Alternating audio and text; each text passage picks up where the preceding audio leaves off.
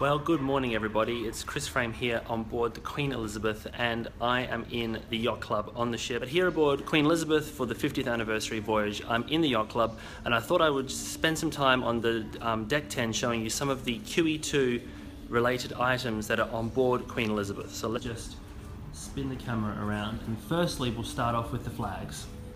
So there are flags in the yacht club around the top of the ship, and they spell out Queen Elizabeth II, 1969 to 2008, a triumph of a great tradition. And so that pays tribute to QE2 in the yacht club, a room that was named after the QE2's yacht club. And then of course we see the silver model. Anyone who remembers QE2 will remember this beautiful model used to sit in the midships lobby, and it was actually sent to Dubai with the ship, but was later retrieved and put back on a Cunard vessel here on Queen Elizabeth.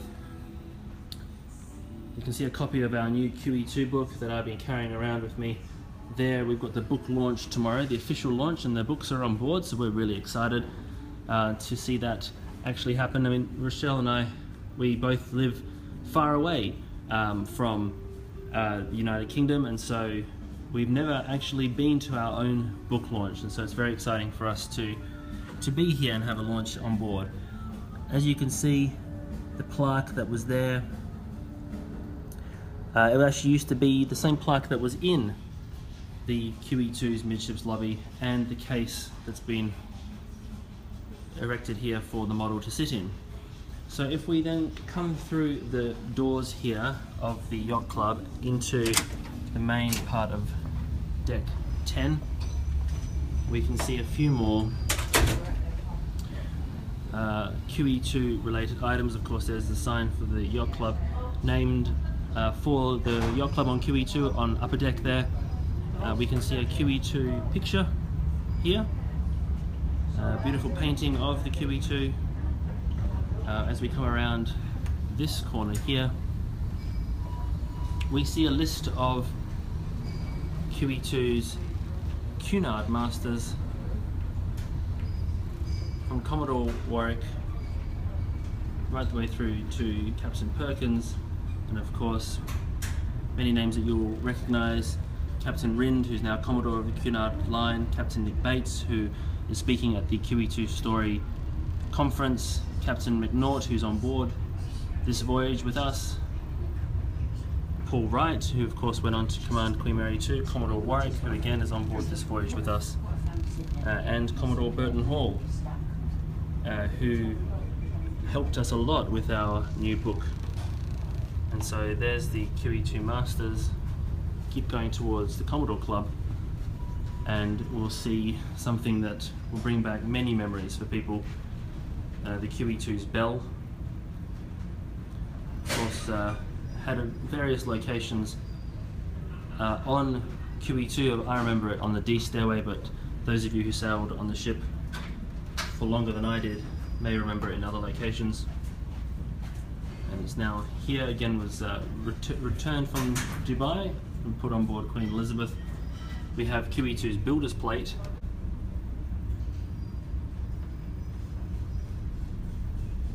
and the plaque down there to honour the QE2.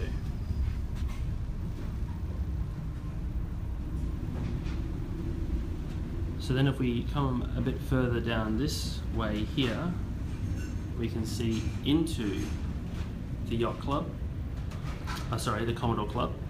There are a lot of plaques on the walls which signify the different ports that Queen Elizabeth has been to, and on QE2 many of them were actually housed in the wardroom, and so on those special occasions where you might have been invited into the wardroom, you may well have seen those plaques. So we make our way back into the yacht club. There's a lot of QE2 connections on this ship, memorabilia, and passengers, lots of passengers on this voyage. And so if you have any questions or you would like anything covered during this trip, please leave me a comment below and I'll do my best to get some footage of it for you. So from Queen Elizabeth, wishing you all a very happy day.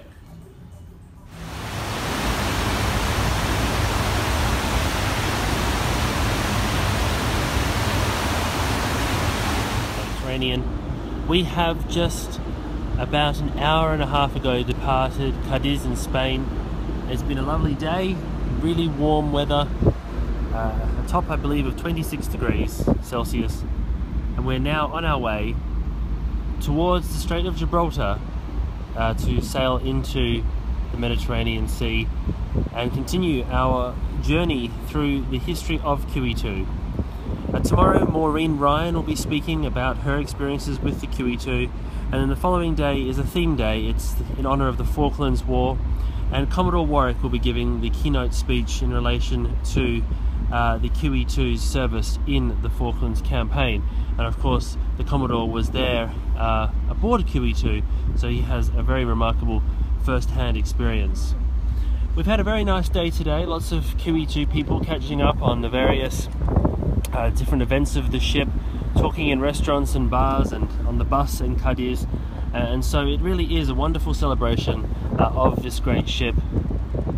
So I'll bring you further updates from our Sea Day tomorrow and also from the QE2 theme day, and then we will start a string of port calls before we continue the celebrations further, culminating of course on QE2 day on the 20th.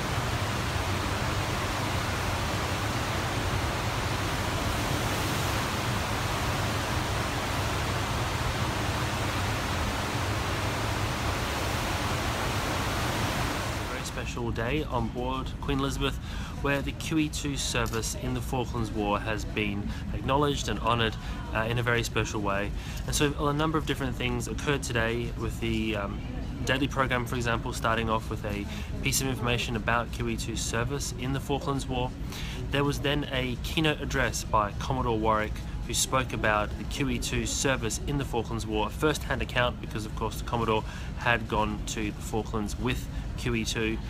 There was a QE2 gathering with a group of people, all the passengers who wanted to join us for a gathering hosted by Ed and myself, Ed the assistant entertainment director, and we had people sharing their stories and bringing memorabilia about not just their time on the ship during the Falklands campaign, but also during the ship's career in general. And then this evening there has been, just turn the camera around, another commemorative dinner, and tonight it is the Falklands dinner on board Queen Elizabeth on Wednesday the 13th of September. And you can see the commemorative menu that every passenger received. It has some fantastic information and photographs of the ship's service in the Falklands War, and some other Cunard ships that were included in that campaign, and then a beautiful photograph here of QE2 returning to Southampton after the Falklands campaign, and the information about, of course, the menu, the dinner for that night.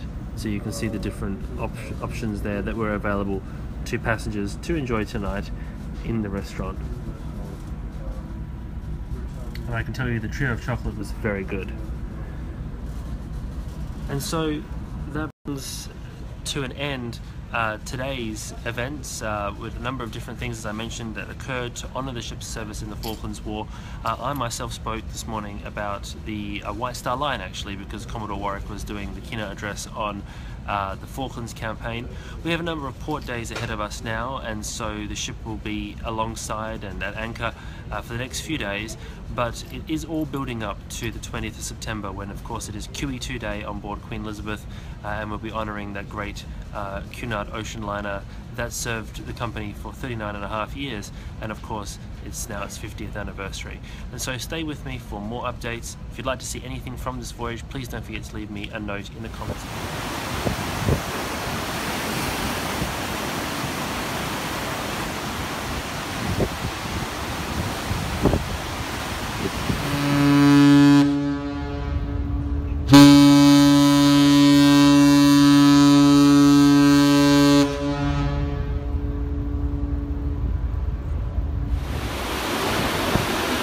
Well, good evening everybody, and this is the view from the aft end of Queen Elizabeth as we make our way past Albania for our next port tomorrow morning up to Dubrovnik.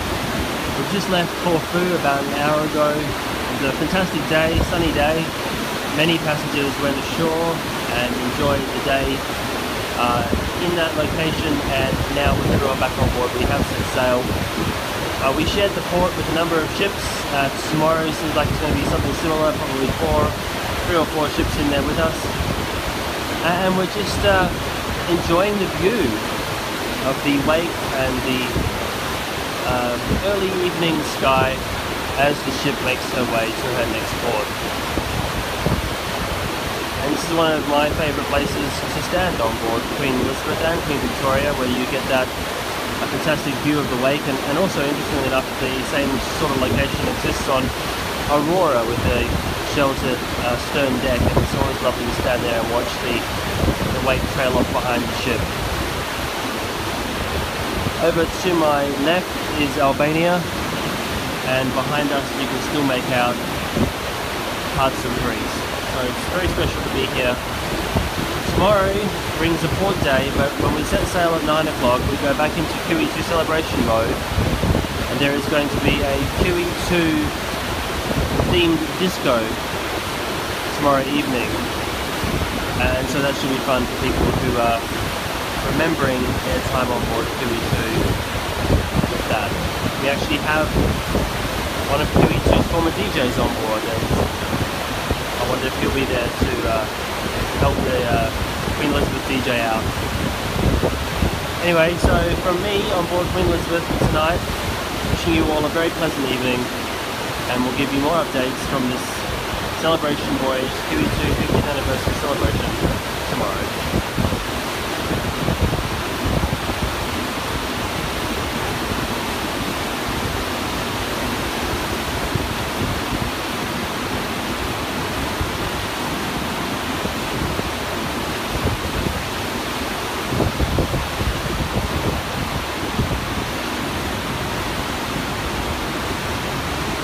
Tonight we are docked behind the Oceania from P&O Cruises, and it's a beautiful night in Dubrovnik. The ship sets sail in about an hour. If my battery allows for it, I will try and do some live posts whilst we depart. It's been a beautiful day today, lots of people ashore, a long day in port. Earlier today we had the Costa Deliziosa in front of us as well, but she left at probably about 2 o'clock this afternoon and is now making her way out to sea. The plan, from what I've been told, is that we will depart first and pass our P&O rival, fleetmate in front of us, and make our way out to sea. Tomorrow we're in Split, and so can send further updates to you then. Well, good afternoon from aboard the Queen Elizabeth, live from Venice. And the ship's been docked here since very early this morning. We passed Piazza San Marco about 6 o'clock this morning and docked at about 7. Many of us have been ashore enjoying the day, and we've just come back to the ship now, and sail away in a few hours. And we've been joined in the port by both P&O and Thomson Cruises, and so the view from Queen Elizabeth is of Oceania, which of course shared a port with us in Dubrovnik. So there she is, the two ships of the Cunard and P&O fleet.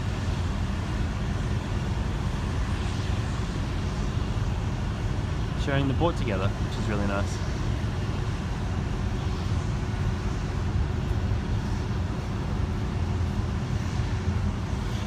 So looking at Oceania, what do you think about the Union flag and blue funnel livery on P&O?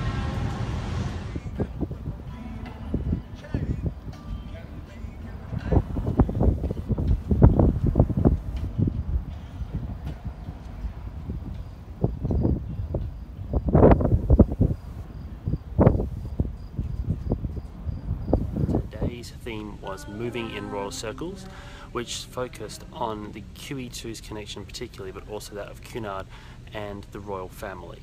And so the day started with lectures, myself and Commodore Warwick speaking about connections with QE2, and then there was a QE2 gathering in the yacht club where people shared their Royal Connection stories about being on QE2, where we had a gala dinner, a Moving in Royal Circles dinner on board Queen Elizabeth, and there was another commemorative menu with information about the Cunard connection with the royal family, and of course it ended with the Queen on board the current Queen Elizabeth, there with Captain Wells when she launched, or christened the ship rather, and here we have tonight's dinner menu, which was a very enjoyable dinner in the Britannia restaurant. So tomorrow is the big day. Tomorrow is QE2 day here on Queen Elizabeth.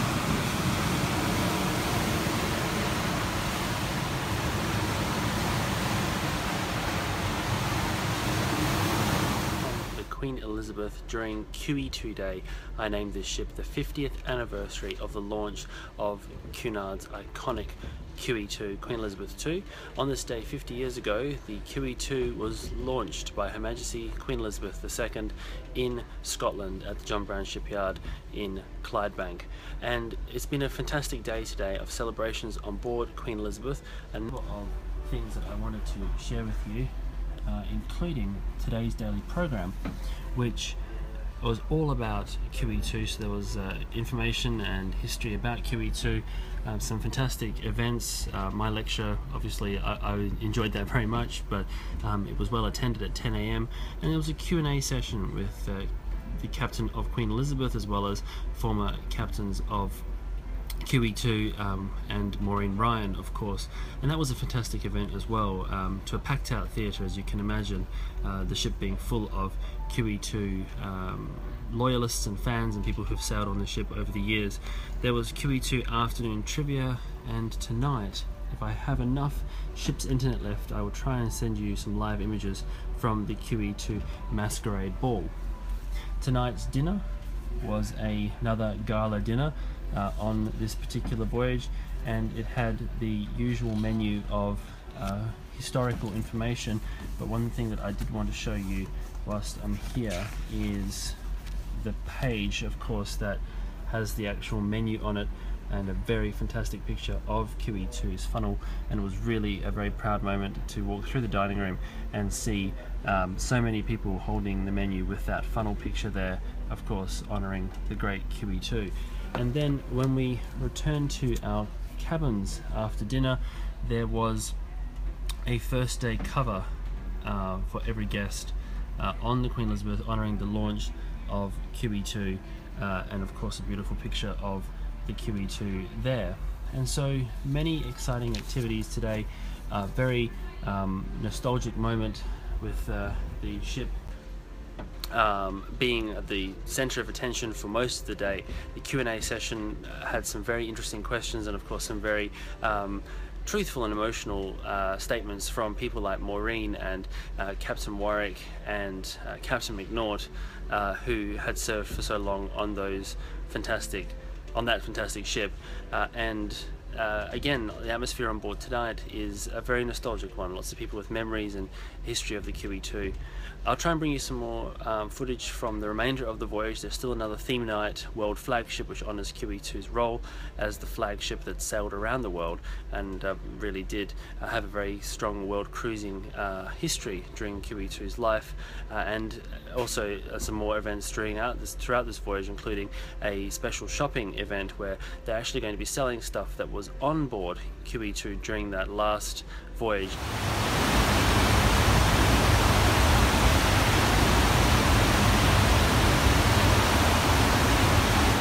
Bigger pieces we will be auctioning off at the end of the raffle. So we're going to start you off with this commemorative piece right here, canvas piece with Captain Hashmi on it. We have quite a few of them signed by the captain himself.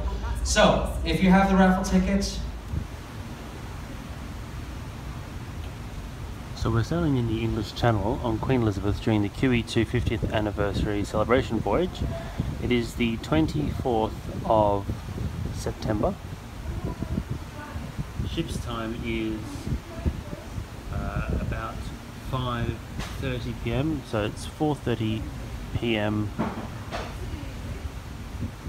in the United Kingdom, and this is the fog. You can hardly see a thing, and the foghorn is sounding as well, so we'll try and capture that to share.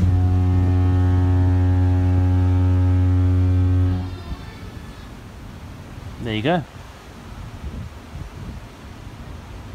And I know following us at some distance at the moment still is the Aurora, and I imagine the conditions on board will be pretty similar for her.